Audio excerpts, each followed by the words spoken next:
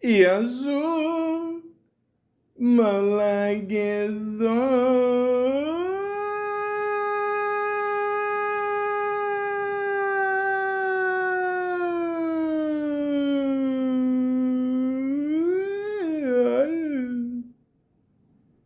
Welcome to the Malaka podcast. Timothee Chalamet. Bonjour, we are looking at how to pronounce the name of American and French actor who became particularly prominent with his performance in Call Me By Your Name movie, which earned him an Academy Award nomination for Best Actor, making him the third youngest nominee in this category. So how would you go about pronouncing his name? Well, there would be two different ways since he's both American and French. In French, we would pronounce his name Timothée Chalamet. Timothée Chalamet. The T at the end of his name is definitely silent, so do not pronounce it. In English or American, his name would usually be pronounced Timothée Chalamet. Timothée Chalamet. Or Timothée Chalamet. But in French, Timothée Chalamet. Timothée Chalamet. Here are many more names that you may want to nail the pronunciation of. I'll leave you to it, and I will see you soon in the wonderful world of French pronunciation. Au revoir. Timothée Chalamet. Bonjour, Timothée Chalamet. Yeah, that really fucking helps the stereotype there, bud. All you're missing is the white flag. Listen, it tells you how to say other shit too here. And was it Irish? Ireland there, CRS, Ronan, British, Florence, Pug, French, Louis Vuitton. There you go. And another French one, Niger. No, not touching that one, buddy. The point is, ladies and gentlemen, that this young man here, look, I'm not gonna lie to you, I don't know much about this kid. Okay, I don't know. He seems like a good boy here. He's an actor, I think. He's you know what? He looks like if like Johnny Depp, like a young Johnny Depp. Not like after all the shit. After Amber Heard, fucker, cunt. Like fucking Nightmare on Elm Street, Johnny Depp. Had sex with Winona Ryder. Okay, which is ironic because he did that awesome Super Bowl commercial a few years ago. If you got the chance, check that out. And if you want to pronounce some shit, look on YouTube here.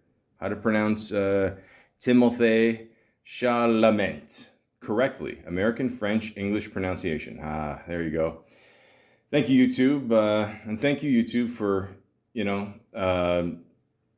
making it very easy to upload your videos. It's not. I'm not gonna lie to you guys. It's been such a pain in the fucking ass the last month. Dealing with people that may or may not know how to load this shit, programs, police. It's been a whole fucking thing here. I'm gonna get into the police thing in another podcast. But the point is, ladies and gentlemen, let's talk about this guy because I just saw him on Saturday Night Live. Nice try. But, we'll get into that. We'll talk about his acting and all this shit here. Again, he seems like a good kid, all right? He's doing all these Dune movies. And, I unfortunately, it was a few months ago, saw that commercial for the new Charlie and the Chocolate Factory, which, speaking of Johnny Depp, I mean, that one I thought was horrible. I love Johnny Depp, don't get me wrong. I did a whole podcast about him, but... I mean, this just looks just horrible. Why do we need we don't need more Terminator movies. We don't need more Charlie and the Chocolate Factory movies. We don't. Gene Wilder, God rest his soul. I mean, he's lucky because he's dead and he doesn't have to sit through this shit. But anyways, I'm sure Timothee's done some cool shit. So I figure to I don't know, keep up with the times and all that bullshit. I figure we talk about him today. So, We go on Wikipedia, the free encyclopedia, because I mean, let's just be honest here. I'm from Toronto, and you're going to see in the next few podcasts why this city is really going to shit. And we just got to save a couple bucks here, so anything free is pretty good. So again, I'm on YouTube now. This is just fucking thrilling. Please subscribe. I finally know what that means. You're supposed to reach like 4,000 subscribers or something. Oh no, 4,000 views and then 1,000 subscribers. I think I'm up to 7. So we're off to a great start there. But anyways, but I digress. Let's talk about this famous Frenchman here, Timothée Chalamet. Okay, let's begin. Timothy, I'm just going to say it like that. I don't care. Hal Chalamet. How does he have two long, and then he just puts Hal and, okay.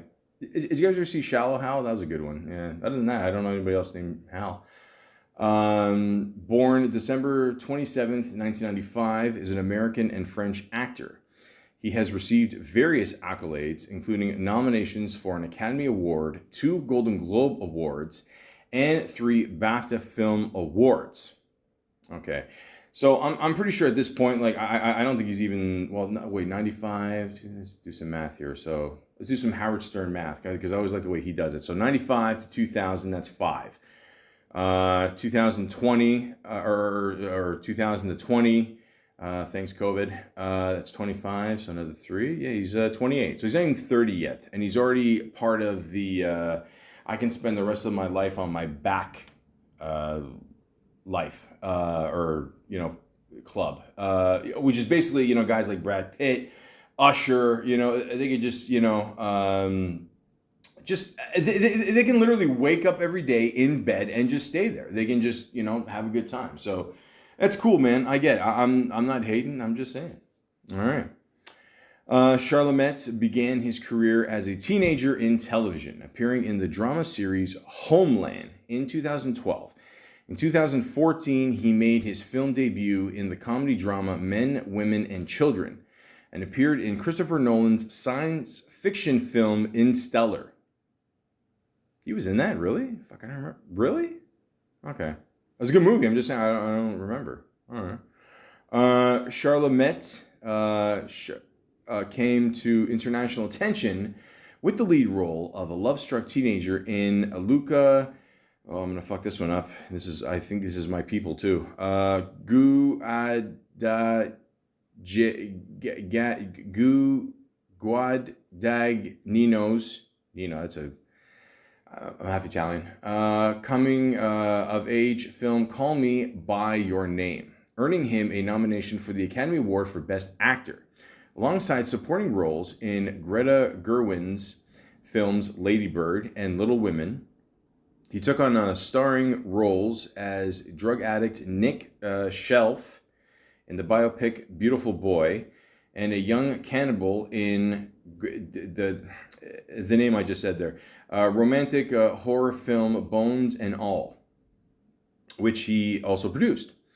Chalamet also began leading big budget films, portraying Paul Atreides. That's good. Fuck. In Denis Villeneuve. Is there going to be any names I can pronounce today? Jesus. What happened to John George Smith?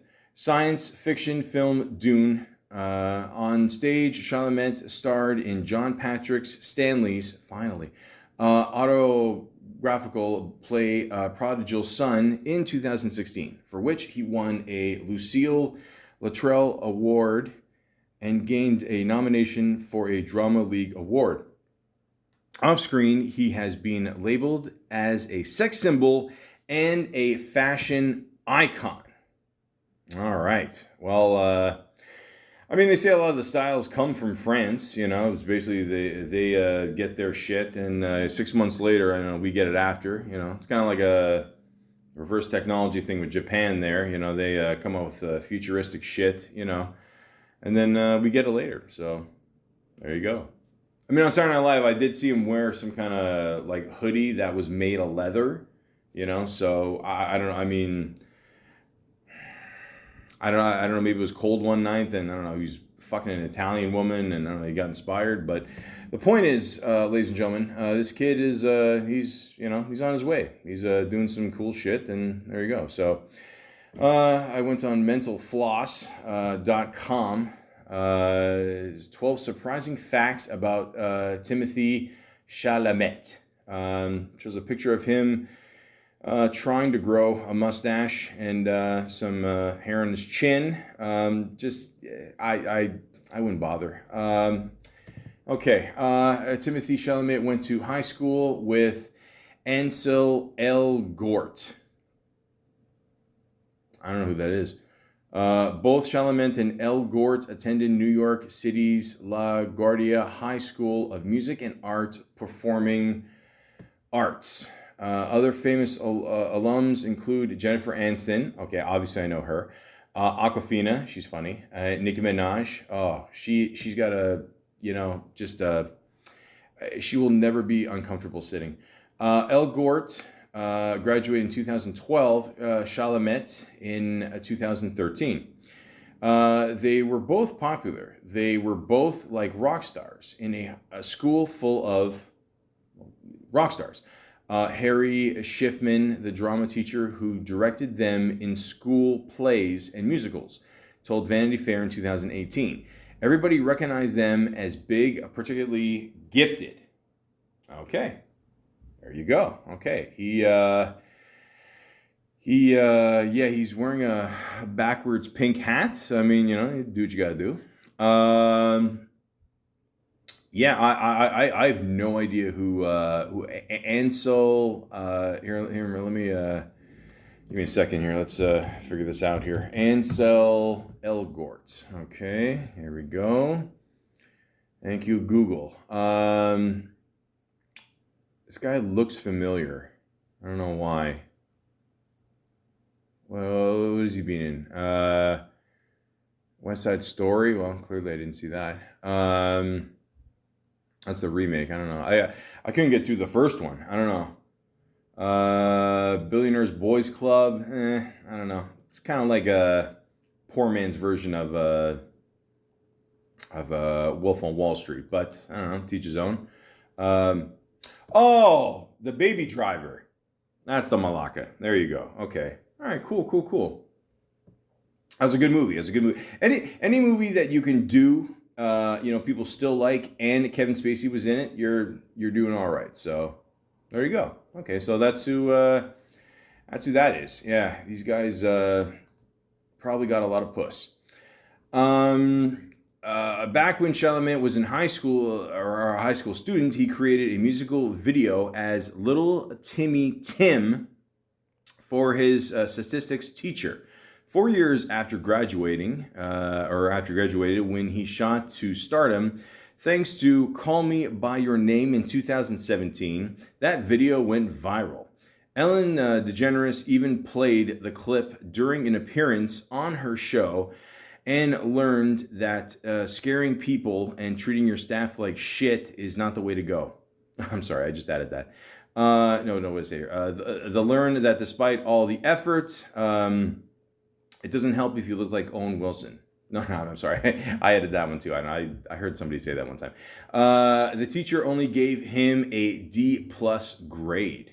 Really? It looks all right. I mean, okay. I don't know. It looks, kind of high school musical-ish, I guess. I don't know. Fuck it. You guys can check it out yourselves.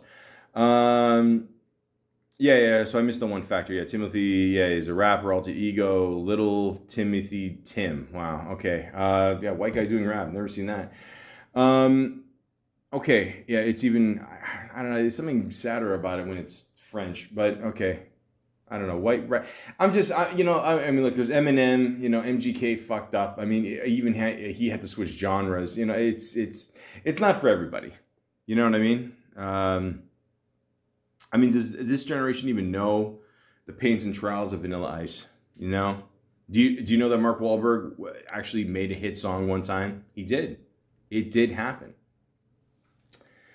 Ladies and gentlemen, what I'm trying to say here is I'm glad we don't need another white rapper. Okay, you know, I went through my wigger phase, and you know, I'm very ashamed of it. I'm not gonna lie, you know, but yeah, and now we're here. Timothee Chalamet auditioned for Spider-Man: Homecoming. Okay, at the Los Angeles Critics Association Awards in 2018, when he was receiving the Best Actor award for Call Me by Your Name.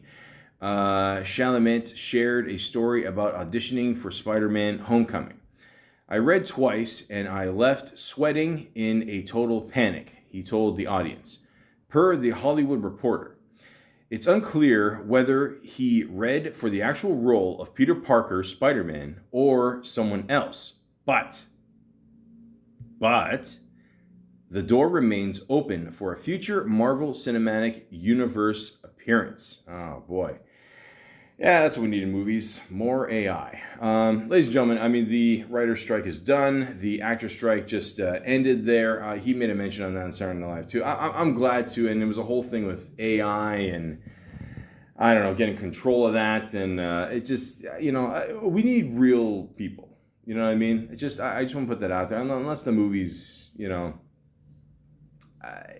like all CGI or whatever, you know, but even then it's too much, you know what I mean? So like, we don't need all this shit. Okay. So I don't know. I mean, could that happen in the future? Sure. I mean, they put Nicolas Cage's version of Spider-Man in The Flash there. So, you know, and he was pissed off about that, but you know, I mean, he's probably pissed off he bought the dinosaur heads for no fucking reason. Timothee Chalamet learned how to drive on the set of Beautiful Boy. Chalamet starred opposite Steve Carell in the 2018 drama Beautiful Boy. According to a 2020 profile in GQ, Chalamet learned how to drive on the sets because he had to film scenes where his character drives. Fascinating. He grew up in New York City. Give him a break. No. Sorry, I'm pretty sure there was a crash just outside my window. You know what? This intersection, ever since they fucking did so much shitty construction in Toronto, it's bound to happen. The point is, I give that person a break. I'm not giving this kid a break. Okay, he's a good actor. He knows what he's doing. Okay, you know, worst case, just you know, I don't know, do like I don't know, what was that a movie where the guy was getting laid on a scooter there? What was it with Michael Caine there? I forgot.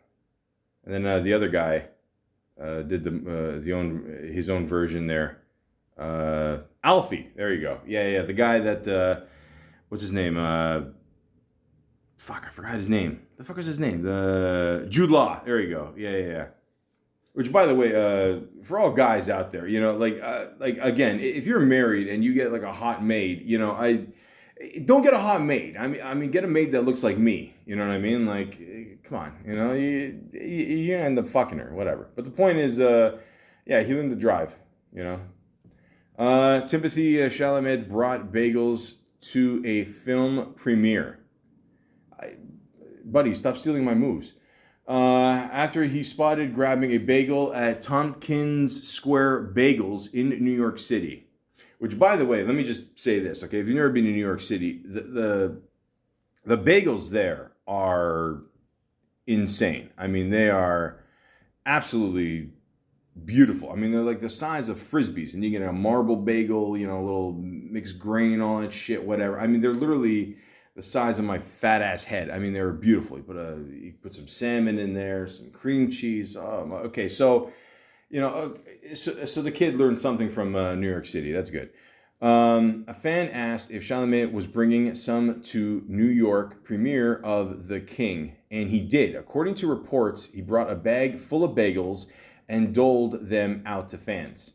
On the red carpet, he told Paper that his bagel order was a classic bacon, egg, and cheese.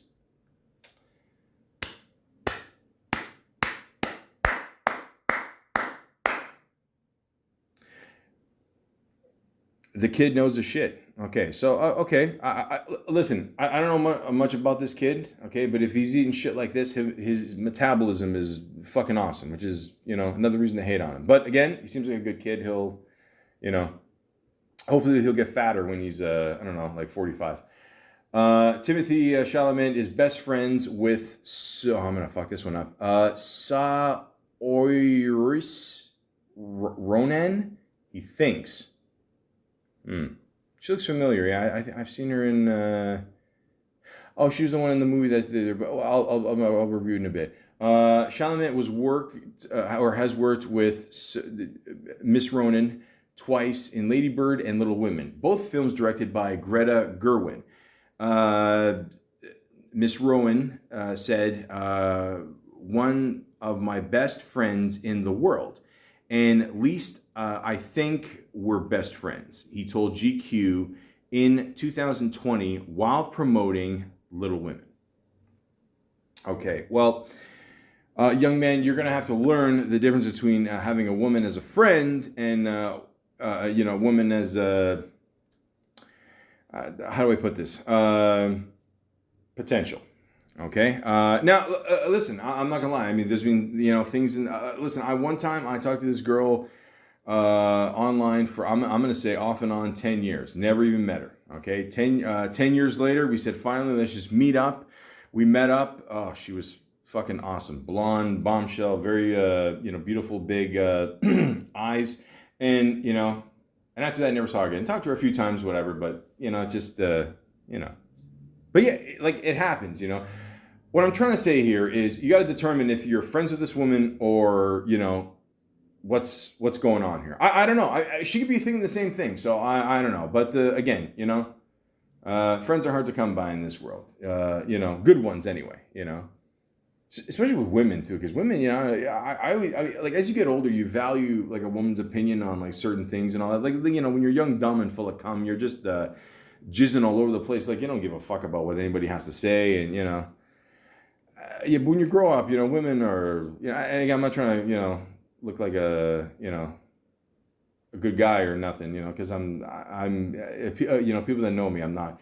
But I mean, I have my moments, but whatever, The point is, women can teach you a lot. So she seems a little bit older, not that much older. I'm not trying to diss her or nothing like that. So, that's the generation I come from. I still say the word diss, but the point is, just find out what's going on, because I don't know, you both seem kind of confused. So let's try to figure this out, Timothee Chalamet,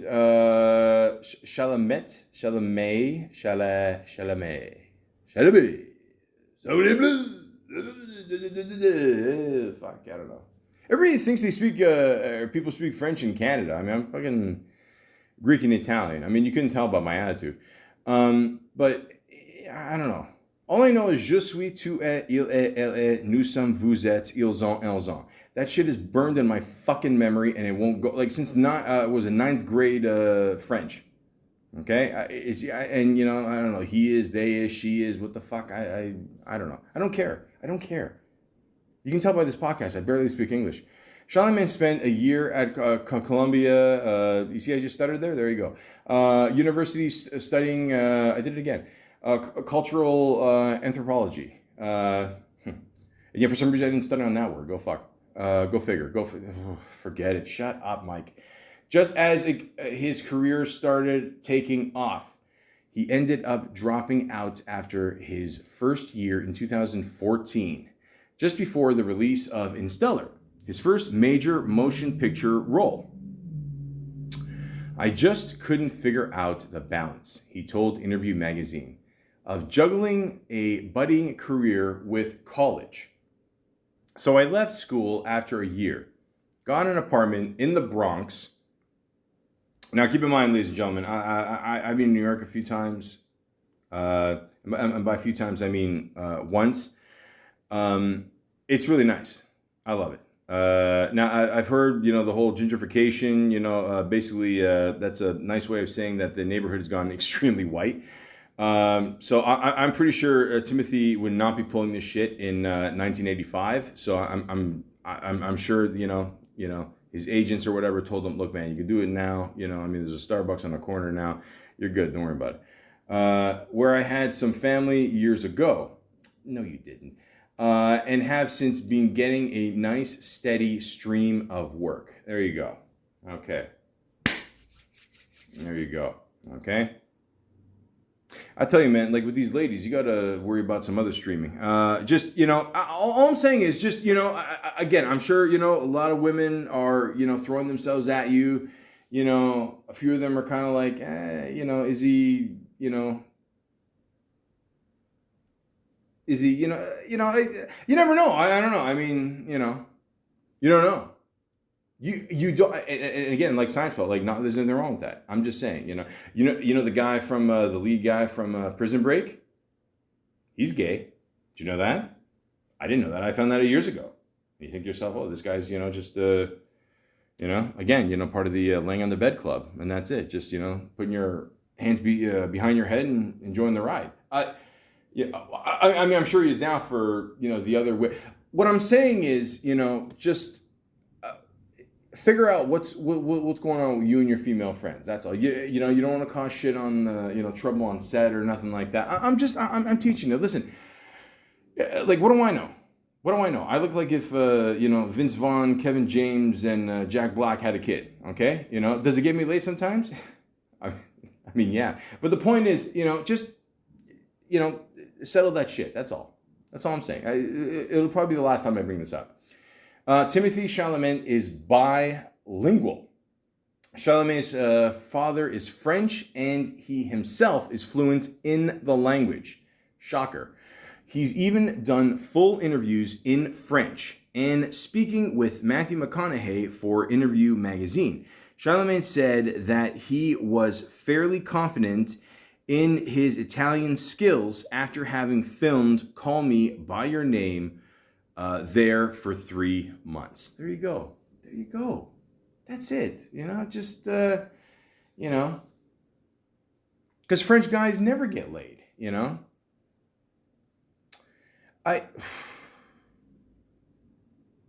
You know, like, I would love to be good looking just for one day, just for one day. One day, be good looking, actually have hair, and, you know, just, you know, speak French, you know, have sex with a bunch of, you know, little chicks, and, you know, just eat some fucking baguettes after. That's it. You know, and just have a good night's sleep. That's all I need. That's all I need in life. I mean, this, fuck, we're only on fact 8 here, and this guy's living the life. Jesus Christ. Timothee Chalamet donated his A Rainy Day in New York salary to Time's Up. As the Time's Up movement took hold in 2018, Chalamet publicly announced that he would donate the salary he earned from working on the Woody Allen film A Rainy Day in New York to Time's Up, the LGBT center in New York, and RAIN. I want to be worthy of standing shoulder to shoulder with the brave artists who are fighting for all people to be treated with respect and dignity they deserve. He wrote in a statement on Instagram. There you go. There you go. He's a nice guy. He donates a lot of his money. Okay, sure, it's a tax write-off, but, you know, he's still donating it. That's awesome. Timothee Chalamet is Kid Cudi's biggest fan. Well, Pete Davidson's going to be pissed. For as long as he's been in the spotlight, Chalamet has been praising Kid Cudi in the press. He even said on The Tonight Show that he wouldn't be acting if it weren't for the artist. The two have developed a friendship over the years, famously having dinner together with Kanye West, Kim Kardashian, and Pete Davidson in 2019. 4 people that will never, ever, ever have dinner with all 4 of themselves again. It will never happen. Never. Never. I actually heard about this. It didn't, Pete Davidson was stuck with the bill, and I don't know, Kanye took off, and I don't know, he said, I don't know, he was going to pay the bill, but he said something in German. I don't know. The point is, listen, I like Kid Cudi. Kid Cudi, I should do a podcast about him too. Good dude. His first album's a classic. We all know that. The one album though, where he's like in the cover and I don't know, it's like blurry and shit. That album was just fucking horrible. But the point is, yeah, why not? Be friends with Cuddy. Why not? Timothee Chalamet studied interviews of Jennifer Lawrence and LeBron James before his first big press tour.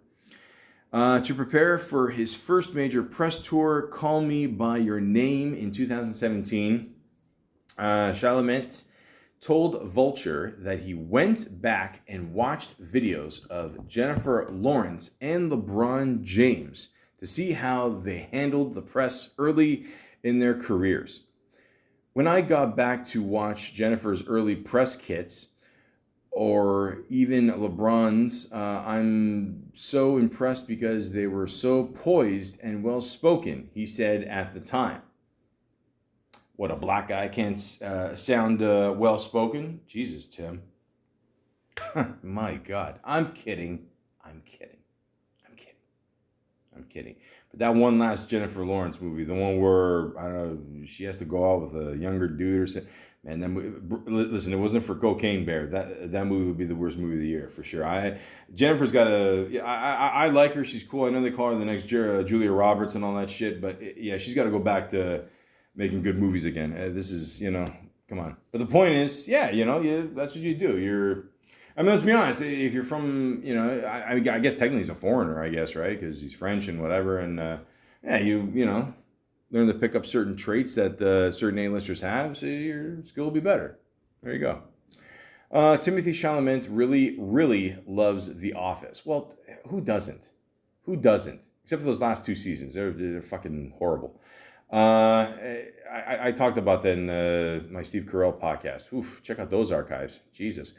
Chalamet is a huge fan of The Office, so he was a bit starstruck when he ended up playing the son of Steve Carell and Amy Ryan, The Office's dynamic duo of Michael Scott and Holy Flax, later Holly Scott. Did I say Holy guacamole.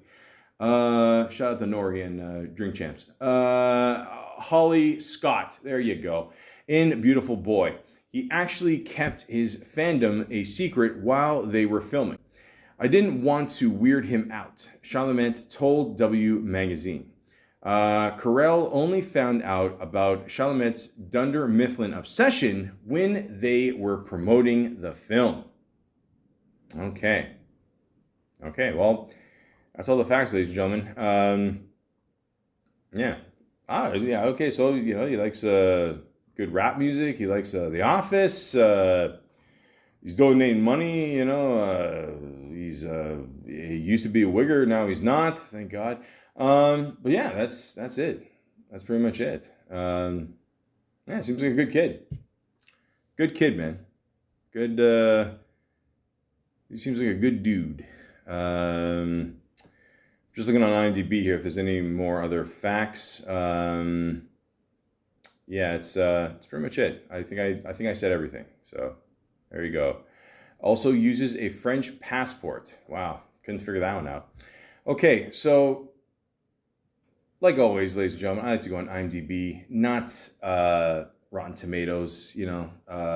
Despite being Italian and telling that joke probably for the 20th time, it's just more accurate. Rotten Tomatoes, I don't know. It's not for me. It's not for me. So. Let's start at the beginning, like we always do.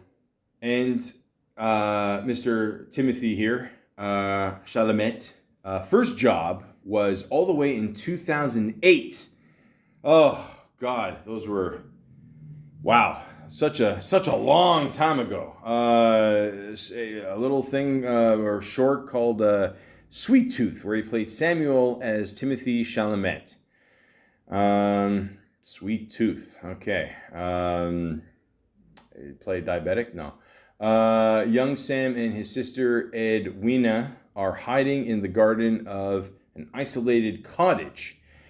And upon entering the cottage, they find some tempting cakes in the kitchen. I don't know. Sounds like my parents' place. yeah, I don't know. Decent rating, 6.3 out of 10. Okay, I never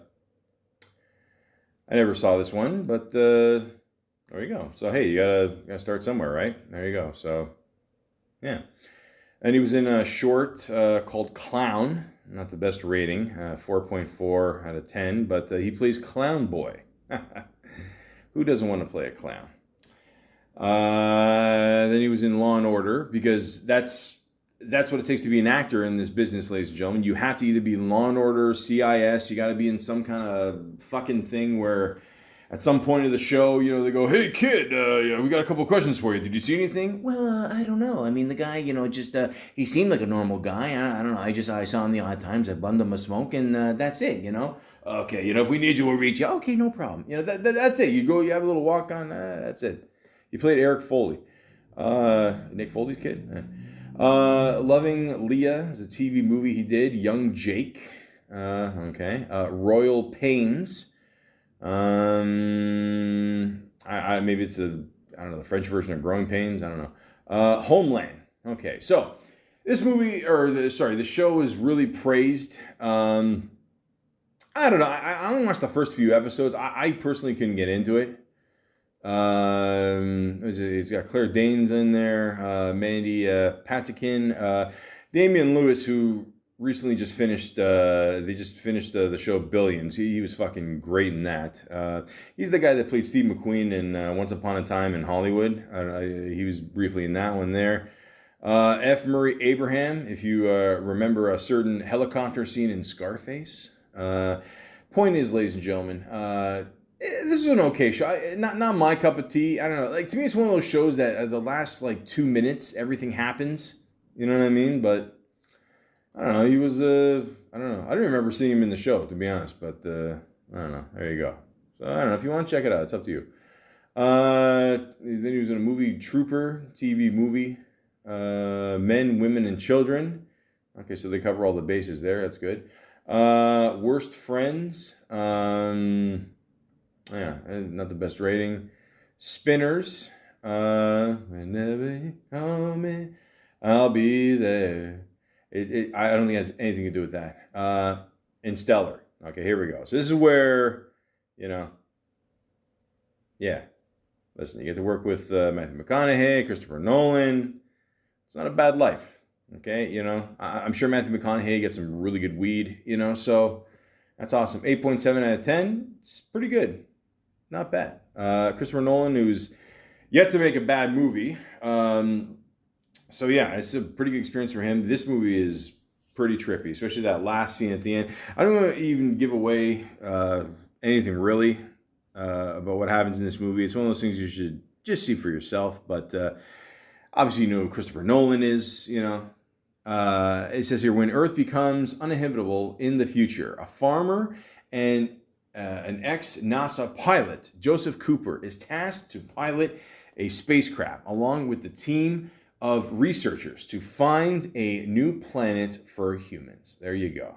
Okay, so listen, let's be honest with ourselves. The next 20, 30 years, we're going to go to Mars. I mean, we pretty much fucked up this planet. You know what I mean?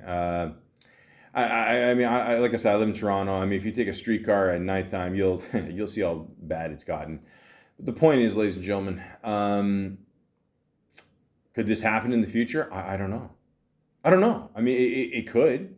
I just said it could, I think 10 seconds ago, but who knows? But the point is, this is an excellent movie. Check it out. Yeah, so his first major movie. Yeah, there you go. Why not? Nice little check, I guess. Okay. And he was in a movie called, was it One and Two? Played Zach. It's a very 90s name. The Adderall Diaries. Oh shit, what the fuck is this? Not the best rating though. James Franco. Okay. Well, yeah. Listen, I'm going to talk about James Franco one day, and I mean it. Wait. He was in the movie with Amber Heard. Oh shit. Oh wow. Huh. Interesting. Okay. I mean, listen, we all saw that clip of them on the elevator there, so Ed Harris is in it. You know, remember when Ed Harris was at that press conference? You check it on YouTube where he just like goes nuts for a history of violence, which is a very good movie, by the way. Yeah, I don't know where I'm going with this, but the point is, yeah, the movie only got 5.2, so I don't know what to tell you. Then he was in a movie called Love the Coopers. Okay. Then he's Miss Stevens movie there. Okay. Okay, so here we go. So 2017. So far, good little career. I mean, less than 10 years. He's working with some big players here. There you go. So then he does a movie called Call Me By Your Name, where he plays a character named Ilio. Now, I saw this movie a while ago.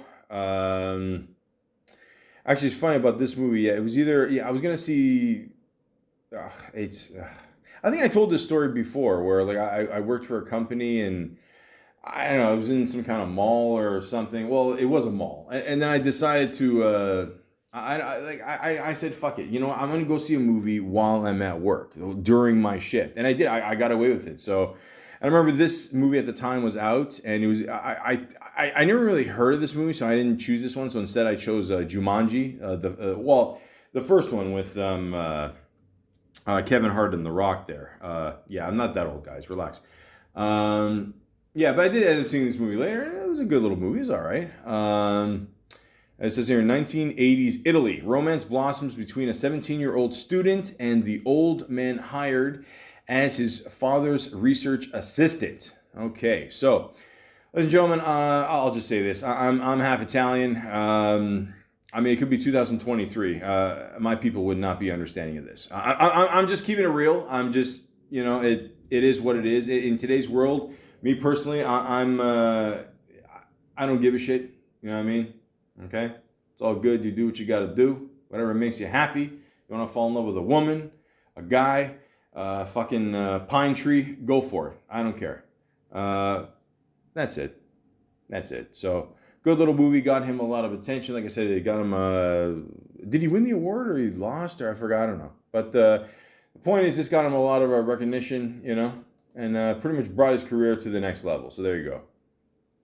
Wait, is that the guy from... wait, he played the... Well, no, it's not really a twin. It's the guy from Social Network. Yeah, there you go. Oh, okay. Yeah, that's right. Okay. Yeah, so there you go. Check it out. Hot Summer Nights. Oh, I remember watching this one. Isn't this like a Netflix movie or some shit? Yeah, I didn't like this one. Yeah, no, this one... Yeah, I don't know. I think it's the movie I'm thinking about. Yeah. The next movie's better. This one, Lady Bird. I saw this one recently. Very good movie. Very, very good movie. In 2002, an artistically inclined 17-year-old girl comes of age in Sacramento, California. There you go. Okay, so you know anybody that has to deal with her because she's a redhead is in for trouble. I'm kidding. I love redheads. I'm Italian. It's like... That's like Jennifer Milfy said in Sopranos. All the Italian guys bow down to the freckles. Why? Because we're not used to seeing dots on women's faces. We're just not. Nice red hair. It's just, you guys look good and green. I don't know where I'm going with this. The point is, this is a really good movie. Really good cast of people. I'm going to mispronounce this woman's name again. I'm so sorry. Saoirse Ronan. Fuck. I'll get it right. Sorry. Laurie Metcalf, who's always been one of my favorite female actresses. Can you say actresses anymore, or just actors, or I don't know. I mean, I've loved her since Roseanne, Uncle Buck. Forget, she's fucking awesome. So, yeah, good little movie, guys. Of course, Timmy's in there, of course. There's actually a funny scene where, well, I don't want to give it away there. I don't know, he's... having sex with Ronan there, and I don't know, to this day, he still can't figure out if he wants to be friends with her or not. But anyways, yeah, it's a funny scene. I don't want to give it away. But Beanie Feldstein, who is actually Jonah Hill's sister, yeah, she's in this, very funny. I saw her in a funny movie, too, recently. I was almost like I forgot the name of the movie. It was her and somebody else. It was a funny movie. It's like the female version of... Superbad. It was a good movie. Point is, ladies and gentlemen, sometimes all you need is a good script, good actors, and that's it. And Lady Bird is a perfect example of that. So check that one out. Yeah. Hostels. Did I see this one? Hostels. Uh, Christian Bale. Did I see this? I don't. I did a. By the way, I did a podcast on Christian Bale. The first like 12 minutes of that podcast, it's fucked up because I stopped the recording, then I had to re-record again. It was a whole thing there, but just bear with it. It's actually a pretty good one, but I don't know. So I think. But anyways, did I see this movie? I forgot. I don't remember. I don't know. I don't know. I mean, it's got a decent rating, 7.2 out of 10. So it looks like a, I don't know, war movie, whatever. So, all right, check it out. I'm gonna have to. I mean, I might have to check it out. Great performers, horror show. It's a video he did. He played the cannibal. All right. Beautiful Boy. Yeah, we just mentioned this before. Yeah, I remember this movie. This is this is kind of a sad movie. I'm not gonna lie. I mean, it's a good movie. Don't get me wrong. Steve Carell, like, I mean, obviously we all know him from The Office. I did a whole podcast about him, but the guy can be a really good serious actor when he wants to be, for sure. I mean, it's not just that's what she said all fucking day, but it's actually a pretty good movie. It's just very. It is sad in parts. I remember it's pretty sad. I mean, the laugh. I'm just saying, like, I forgot how kind of depressing this is. Maura T. Henry, who I loved in The Affair. She was on another show before. I forgot what it was, like ER or something. I don't know. But yeah, The Affair was a good show, but I mean, it had probably the worst series ending ever. It was just it almost made cheating worthwhile. Let's just say that. But point is, ladies and gentlemen, it's a good little movie, but you might cry. You might cry. I didn't. I'm just saying, like, you might. A Rainy Day in New York. I mean, it's a Woody Allen movie. You know, a lot of people, the whole Woody Allen thing. I heard a thing he's done like 70 movies. Is that true? Like, I mean, holy fuck, nothing. Boy, even even an Asian woman couldn't stop him. The King. I didn't see this one. I don't know what this is. Netflix. It's got pretty decent ratings. 7.3 to 10. Looks like medieval times. I'm personally, I'm not gonna lie. I'm one of these people. I'm sick and tired of medieval movies. I don't know, medieval movies, Robin Hood, anything involving magic. I just don't want to see this shit for at least another 20 years. I don't know, but this one looks alright. I didn't watch it. It's just, I mean, it's a Netflix movie, so flip a coin, I guess. Hal, wayward prince and heir to the English throne, is crowned King Henry V. After his tyrannical. There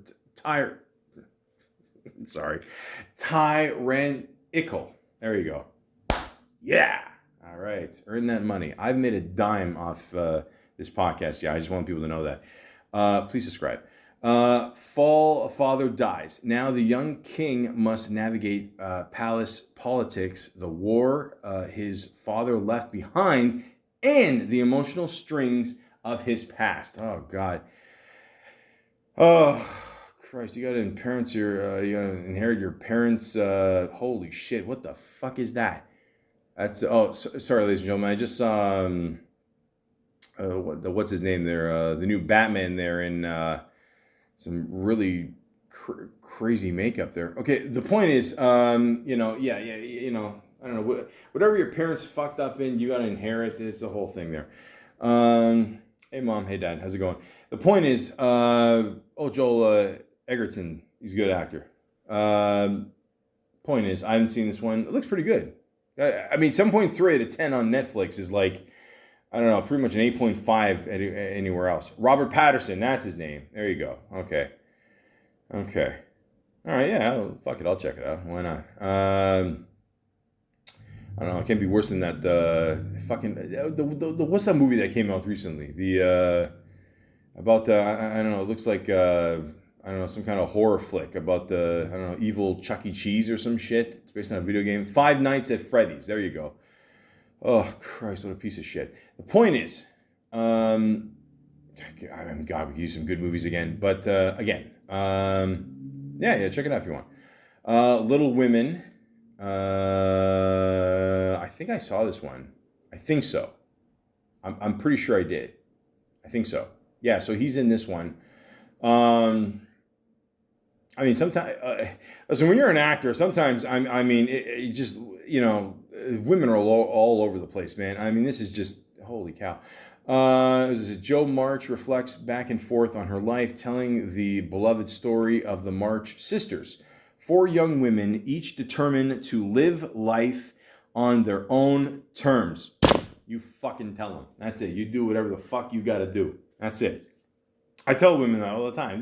Do what you want. Like, guys, let's just be honest. Like, we're fucking idiots. Okay, like we'll tell women and I don't know, some kind of decent cups of water every day. Like, we're screwed. I mean, that's it. Like, we got nothing. Little Women, Big Women. Who gives a shit? Okay. The point is, seems like a good movie. I'm pretty sure I saw it. Cadillac, How Do You Drive with Scissors? Oh, this is okay. So this is the Super Bowl commercial I was talking about. So, okay, ladies and gentlemen, I gotta say this. I mean, Super Bowl commercials. Let's just be honest with ourselves, especially if you're a guy. They're getting worse and worse every fucking year. Okay, I always say this back in the day. Okay, now you got to be careful the way you say it. Me, I don't care. I mean, what the fuck do I got in my life? Realistically, all you need for a good Super Bowl commercial is 2 things, okay? For it to be funny and tits. That's it, okay? Because of certain reasons, we can't have tits anymore. It can be implied. You can maybe have a girl walk by with, 3 sweaters. It's and the guys can be like, is that padding or yeah, okay, but the point is, yeah, we're screwed there. So funny, okay, funny we can still get, but it's not as funny, because of course the PC culture, and it's just it's shit. But this commercial was excellent. This is by far the best commercial of that year for sure. Maybe the best commercial or Super Bowl commercial in the last, I'm going to say like 5 years, probably. I mean, it is really good. What am I basing that on? Nothing. I don't remember this year's commercials. But the point is, this is such a good commercial. So basically, the whole point is that, Edward Scissorhands, we all know the movie, classic Tim Burton movie, Johnny Depp, Winona Ryder, Michael Anthony Hall, who played the bad guy. I mean, yeah, the nerd from The Breakfast Club actually plays the bad guy in this. Yeah, I always forget that shit too. Is it a Christmas movie? Yeah, probably. But the point is, it shows years later how, I don't know, Edward Scissorhands, I guess, died of a stabbing. Maybe it was a jerking off incident, who knows. And, he clearly had a kid with Winona Ryder. So they ended up together. That was nice.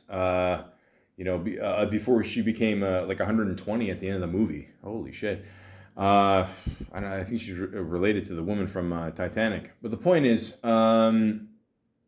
this is such a good commercial. And it shows like all the struggles he has, with the Scissorhands. And the point is, at the end of the thing, or at the end of the commercial, he can drive the Cadillac hands free because he's got scissors as hands. God, yes. But honestly, it's a great commercial. Check it out. It's called Cadillac, How Do You Drive with Scissor Hands? This is great. Like he did, I got to give him some. To me personally, this might be the best acting role I've ever seen him in so far. I thought he was phenomenal in this. Edward Scissorhands is one of my favorite movies of all time.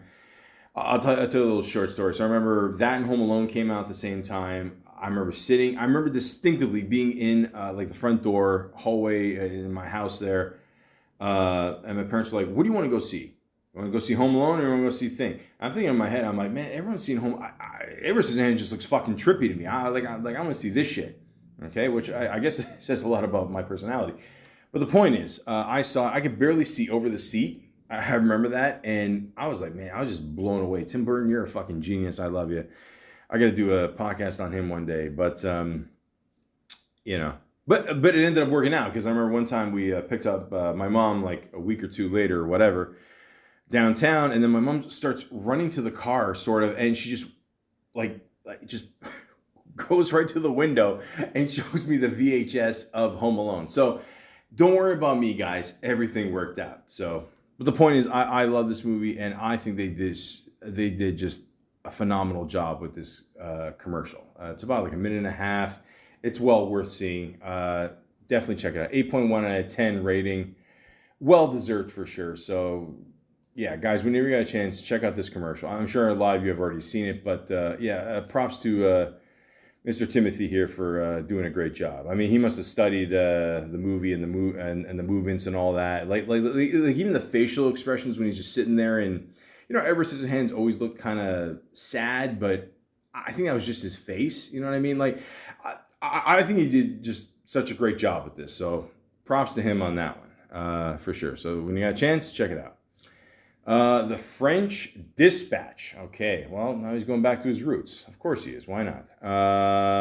Is this a Wes Anderson movie? That's what I thought. Yeah, I remember this movie. Yeah.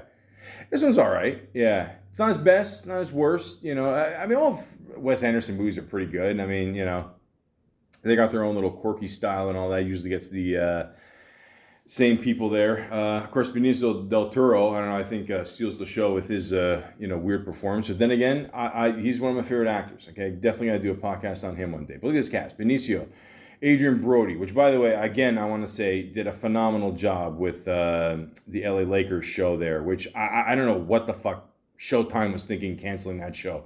I don't get. I mean, a sea of just bullshit shows. I mean, they finally get a good show, and what do? They cancel it. And I found out right at the fucking end there they were gonna cancel it. I'm like, why are they giving us 20 years into the future? Like, what the hell? Like, what? Fucking agita. Anyways, Tilda Swinton, who I recently saw in what was the movie? The Killer on Netflix. She's good in everything she does. Wasn't she in The Beach with Leonardo DiCaprio? Yeah, she's good in that too.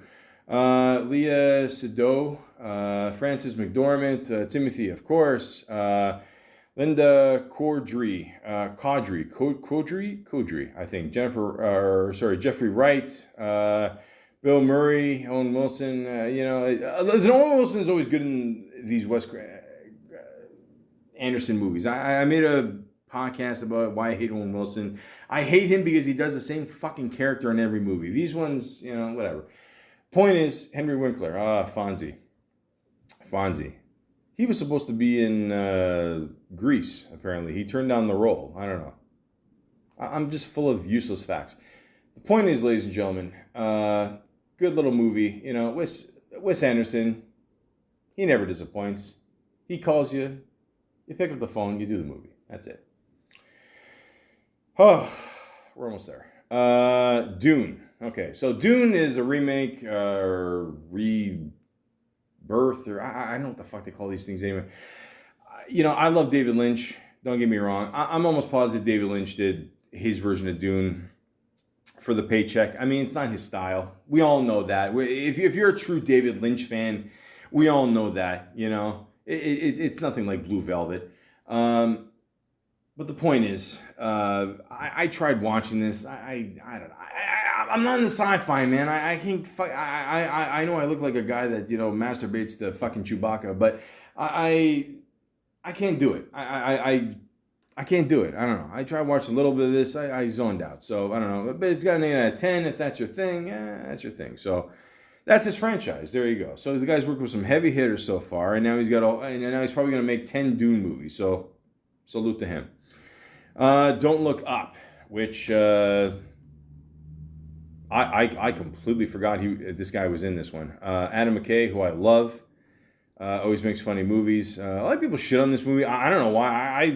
I thought it was funny. I liked it. I mean, is it Adam McKay's best movie? No, but I still thought it was funny, man. Good little cast of people here. I don't know. I thought it was good. I don't know. I think people are too hard on movies and shit. People are saying, "Oh, Leo's trying to do comedy and shit." Fuck it. Well, why not do comedy with Adam McKay? Why not? He's fucking awesome, man. Him and Farrell, every time they team up, it's always awesome. So I don't know. People are fucking stupid. But again, Timothy's working with some good people. So check out that movie. Bones and All. I don't know what this one is. Looks like another love story here.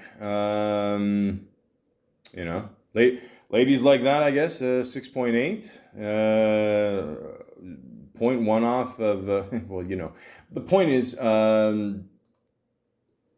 again, the movie poster Bones. There's a good picture there, or a good reference, whatever. I'm tired. The point is, I didn't see this one, so 6.8 could be good, could be bad. Who knows? Intergalactic. Okay, so this makes sense because I remember Kid Cudi did the soundtrack to this, so okay, so that's why. Okay, so they kind of teamed up here, and Kid Cudi wrote it and stars in it too. A little cartoon. Okay. I didn't see this one, so I don't know. But 7.3 out of 10. That's not bad. It's not bad. Not bad. So if you want, check it out. Trent Reznor's and Atticus Ross, You Made It Feel Like Home. Oh boy. Trent. There you go. Okay, so ladies and gentlemen, I'm a kid of the 90s. I know who Trent Reznor is. I mean, the guy's fucking awesome. Okay.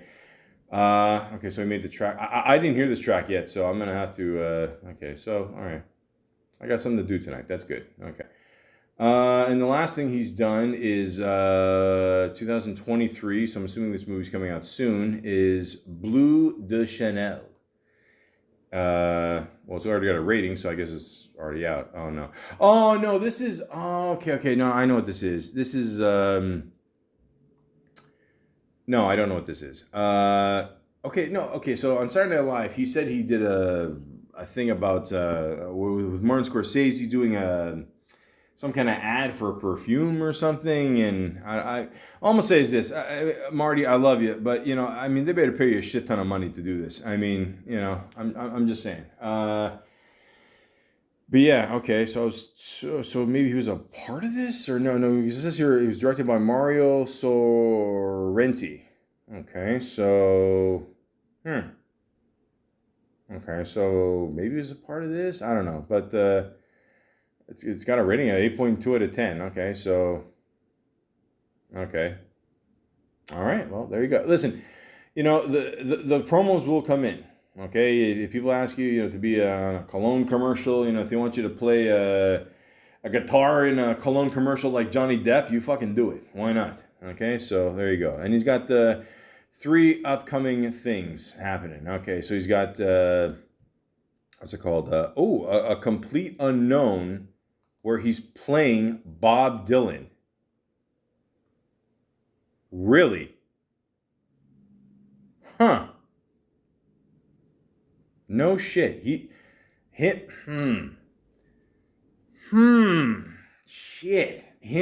I mean,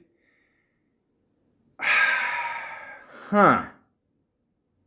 Him as a young Bob, maybe. I mean, okay, him as a young Bob Dylan. Okay, maybe.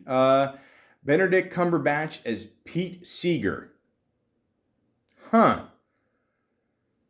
Okay. Boyd Holbrook as Johnny Cash. I don't know who that is. Boyd, who's this guy? Boyd, he looks sort of familiar. Maybe? Boyd, I don't know. Okay, so ladies and gentlemen, like when I read stuff like this, I officially feel old, because there's a certain people I would pick as maybe a young Bob Dylan or Pete Seeger and Johnny Cash. But, hey, teach his own. You don't know. You don't know what's going to end up happening. So let's see what's going to happen here. Ellie Fanning, Sylvie Russo. Okay, we got Monica Barbaro, Joan Baez. Okay, PJ Bryan, Harold Levinal. Okay, so let's see what happens. Let's but we don't know. We don't know.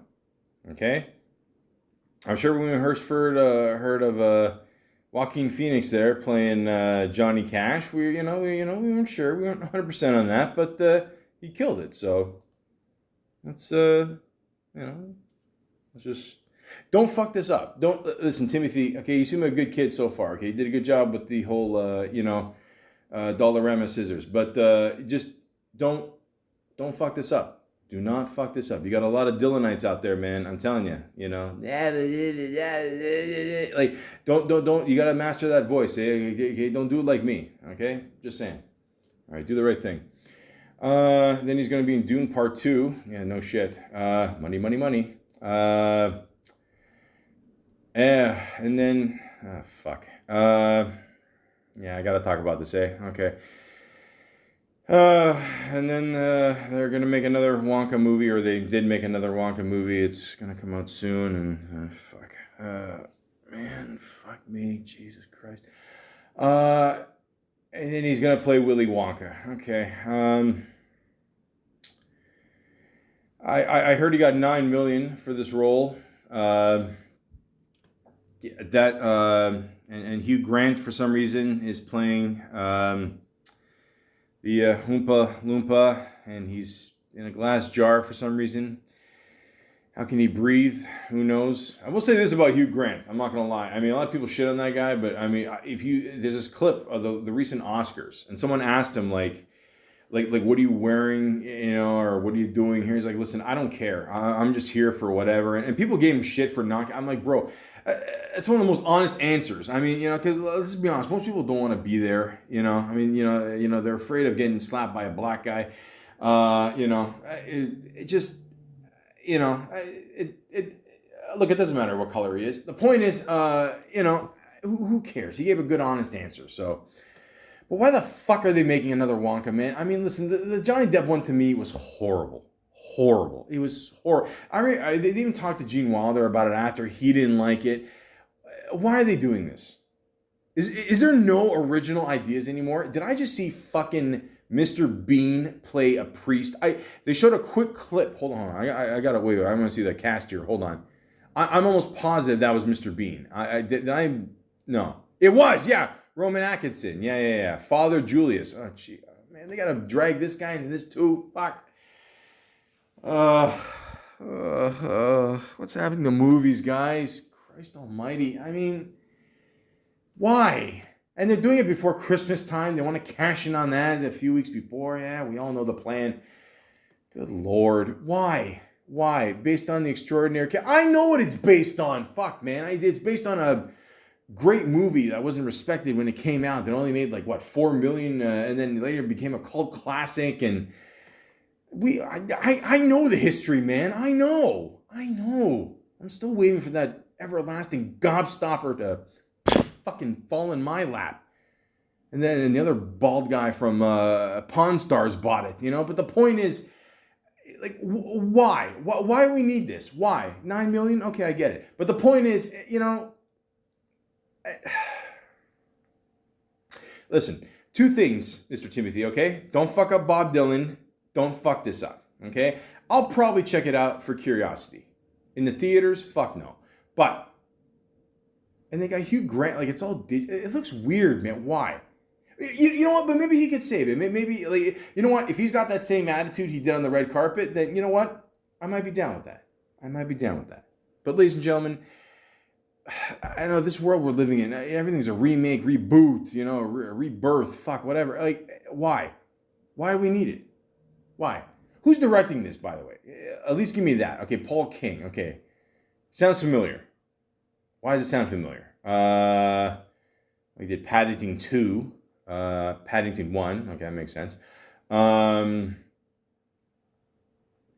Yeah, I don't know, man. He made a TV show called Dogface. I don't know.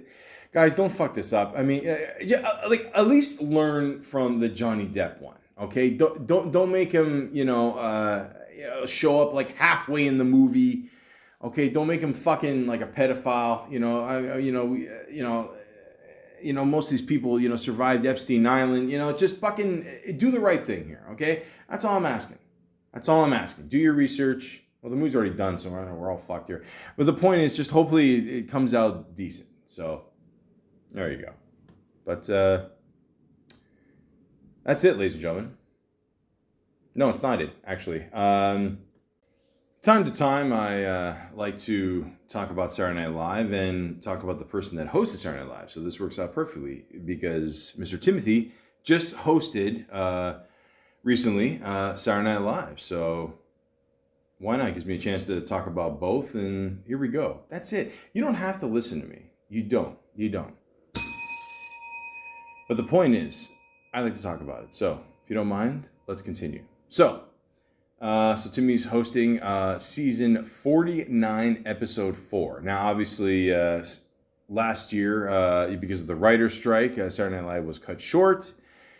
And just recently they started to catch up here, so that's it. Of course, they start off with presidential debates here. So, yeah, so far so good. They got the one guy here doing the...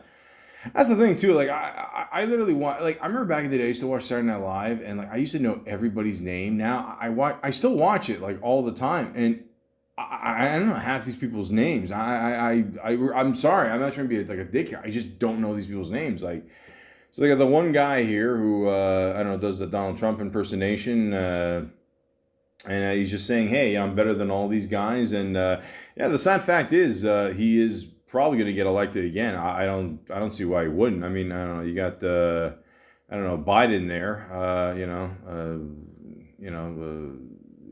Gerald Ford here 2.0. I mean, the guy can't even go upstairs. I mean, the guy's like fucking like how old is he? Like 80 or something? Like what? Like, listen, I've always said this. You can't have somebody in charge of the United States that old. You can't. The minimal age to be president or to run for president is 35. There's got to be some kind of cutoff. There's got to be like, okay, so once you're 65, that's it. You lost your window, that's it. Or maybe 65, 70, somewhere there.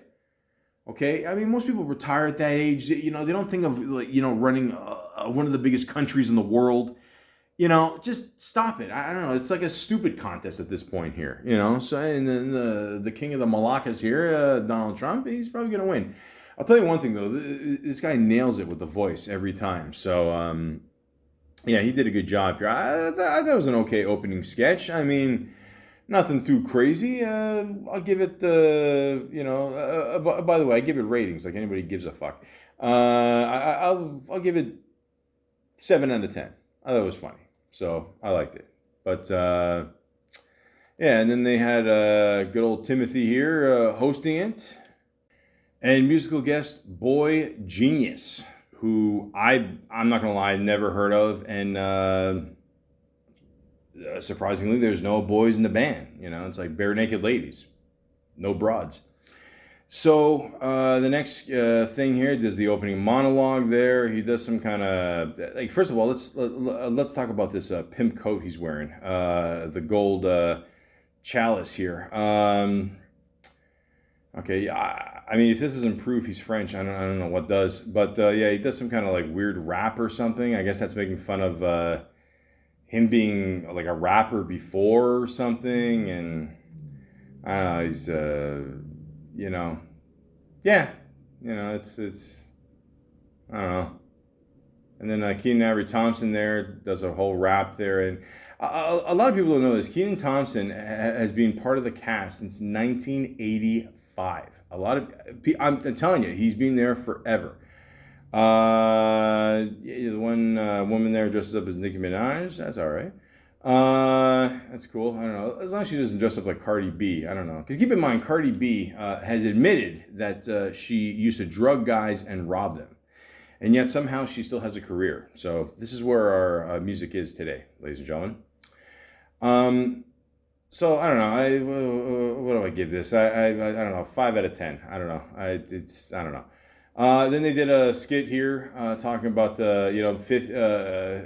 hip hop being 50. Which, by the way, there's a really good show on A&E where they're finding like old artifacts to put in the hip hop museum. It's really good. LL Cool J's in it. A bunch of people are in it. It's pretty good. You found out they only paid, I think, like $6 for, or the photographer who took the Biggie picture with the crown. It literally cost like $6 or something. That was funny, but it's a very good show. Check it out. But anyways, so they're making fun of obviously, the history in hip hop, and then they have a guy who's, I don't know, it's the same character he did before. I don't know the. What do they call that style? I don't know, the Nemo there, or Nemo, I don't know, whatever. I don't know. I don't know, you got a tattoo on your face because, I don't know, you got like 5 stepfathers or something. But, I don't know, it was okay. I mean, they did this already, though. I don't know.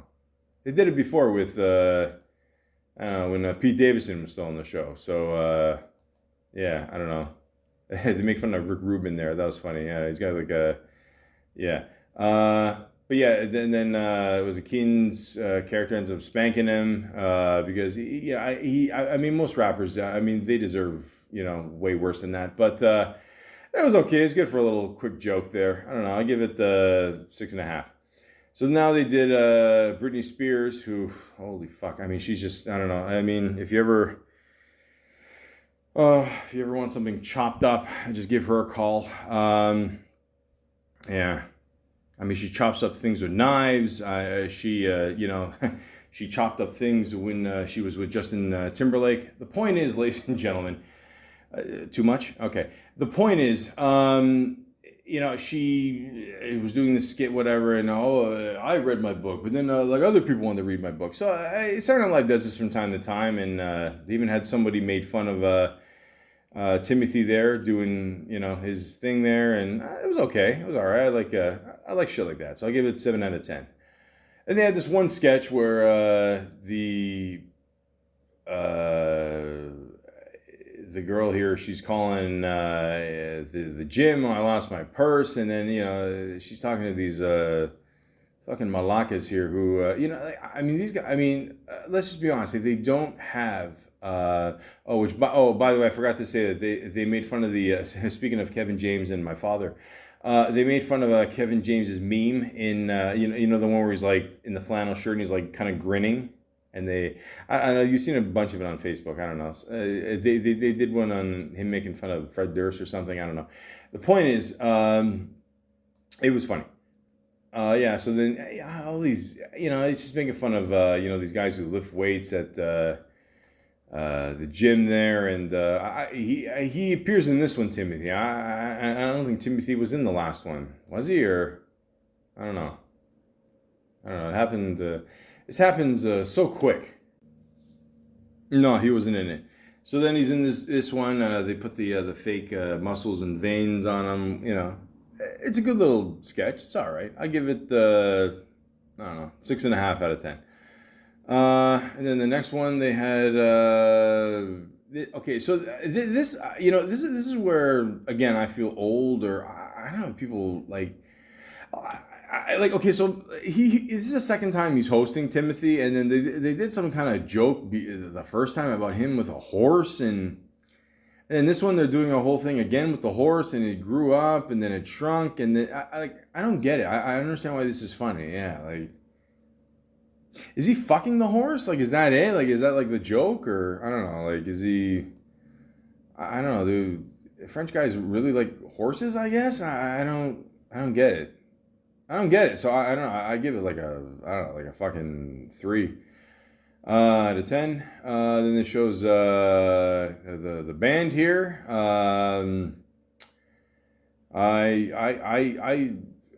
Which reminds me, I got to get a new suit. So it was all right. It's not really my cup of tea, but I don't know. What are you gonna do? It was all right. I mean, I wish I could play the drums, man. Just so I could like sit down. Yeah. So they did the news here, which I always look forward to. But again, I noticed that the last couple episodes, for some reason, they're shortening the news. Like it's not as long anymore. I don't know why. Like it's. Not even 5 minutes. It used to be like maybe around 10 minutes sometimes. I don't get it. I mean, they had a really good redhead joke there, and I don't get it. I don't know why they're shortening it. So, I mean, I'll give it like a 7. I'd give it more if they gave you more, but I don't know. They really want to get into this next sketch here with the woman in the hospital bed, and she's dreaming of gay guys, I guess. I don't. Again, there's nothing wrong with that. I'm just saying I don't understand. Like is the whole joke that she like her dream guy is a gay guy, but she can't obtain a guy that looks like that without him being gay, or is that it, or like I don't know. I'm trying to. I don't know. I don't get it. So I don't know. I'll give it. I don't know. I don't want to get in shit with any community, so I'm gonna give it a 6. So yeah, okay. So then they have was it the 3 dudes here who I don't know, basically these guys just hired to do sketches. I mean they showed them in the or they showed the one guy in the beginning there being one of the I don't know, the people running for president and whatever. But I mean, they even made fun of that because they said you never see this guy in sketches, whatever. So yeah, these three guys are funny. I don't know. I like what they come up with. It's like when what's his name, Andy Samberg did his own thing there, pre-recorded all that shit, whatever. Yeah, so instead of, I don't know, one guy, they got the three guys. And I don't know any of their names, but together they're called Please Don't Destroy. Okay. So, the whole joke here is this is probably one of the funnier sketches they did this episode. It shows a guy in a suit with a ponytail, and for some reason it's 2023 and he still has a soul patch, and he's about to jump. And the three guys are at the bottom. Don't jump, whatever. It's who cares? And they're like, okay. I got a band, and then he plays his music, and it's just absolutely horrible. Absolutely horrible. It's bad. But it was expected to be bad. Because he's got a soul patch. Yeah. So I don't know. I thought it was pretty good the way they did it. I don't know. That was funny. I'll give it a 7 out of 10. It shows the band again. Yeah, cool guitars though. I like the guitars. That's cool. I like it. Then they got this one sketch at the end here. They got the one woman who apparently is in an orphanage, and she's 26 and she's still bitching about her life. But they had Timothy there as like the moon. Now what's funny is like they show the moon in the background, but then they have his face, like there, and they just painted his face, digitally put it on there, whatever. What's weird is you can see like the cap where they cut it off there, so they didn't. I don't know. They should have told him like don't lean as much forward, and I don't know. It looks like he like he might be a pope or something, but. Yeah, I thought this was funny. But then again, didn't really need him in this one. No offense, but I don't know, the one of the newer people here, I don't know, did a good job with this one. So I don't know. I'll give it a 7 out of 10. I thought it was all right. But in the sketch at the end here, they got him reading a bunch of shit in the studio, and of course it doesn't make sense. They've done this many times before on Saturday Night Live. I don't know. It's I don't know. I think it's a little played out, to be honest with you. But it was nice to see Alec Baldwin show up last minute at the end. And I thought that was a cool move with Saturday Night Live because I know, I did a whole thing on Alec Baldwin there, the podcast. But I know he got a lot of, shit there for the whole situation. We all know what went down. But it was cool to see Saturday Night Live, backs him up and, had him on there. So I thought that was a cool move with Saturday Night Live. But I would have liked to see him do a little bit more, to be honest. But the actual sketch, I don't know. I give it, I don't know, because Alec Baldwin was in there at the end. I'll give it a generous 6 out of 10. And that's it, ladies and gentlemen. And that's it. He thanks everybody there. It's all good, and that's it. So I don't know, Timothy. Like all around, I'm just gonna be honest with you. He seems like a pretty good dude. He seems like a guy that actually appreciates what has happened. Thank you, Car. Yes, I could bleep that out, but I don't care. The point is, he seems like a guy that's very appreciative of what he's created. Okay, he doesn't seem like one of these young actors that's gonna like fuck up anytime soon, or might have a drinking or drug problem. Whatever. He seems pretty straight laced. So but he's French, so I mean, So the point is, ladies and gentlemen, he seems like a good dude. Tim Burton. Oh, I just got that. Okay, cool. Yeah, so he seems like a good kid. Wish him all the best. And Bob Dylan, man. Fuck, that's Be careful, man. I'm telling you. Listen, it took me years to find out that Stuck in the Middle with You is not Bob Dylan either. Okay, I love Reservoir Dogs. Like a lot of people still don't know that. Okay, so all I'm saying is just do your research. Do your research, and Yeah, Willy Wonka. Fuck, man. Like again, like I don't, I don't, Listen, all I'm gonna say is this: good luck, Timothy Chalamet. Hi, I'm Timothee Chalamet. I'm hosting SNL this week with Boy Genius. Timothy, I'm so excited. Willy Wonka. What? Sorry, the actor strike just ended. I can finally promote my movie. Oh, well, congrats. That's Willy Wonka, chocolate man. Willy Wonka. I, the undersigned, shall forfeit all rights, privileges, and licenses herein and herein contained, etc., etc. Fax mentis incendium gloria culpum, etc., etc. Memo bis punitor delicatum. It's all there, black and white, clear as crystal. You stole fizzy lifting drinks. You bumped into the ceiling, which now has to be washed and sterilized so you